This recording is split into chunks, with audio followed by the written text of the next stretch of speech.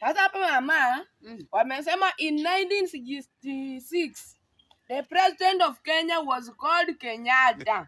Sasa wanataka uambiane nini at that time the president of Uganda alikuwa anaitwa nani? Alikuwa anaitwa Ugandaniata. Ugandaniata tena? Ugandaniata. Mama. Oh, the president Kenyatta. Ni huyu ni Kenyatta, ni president wa Kenya.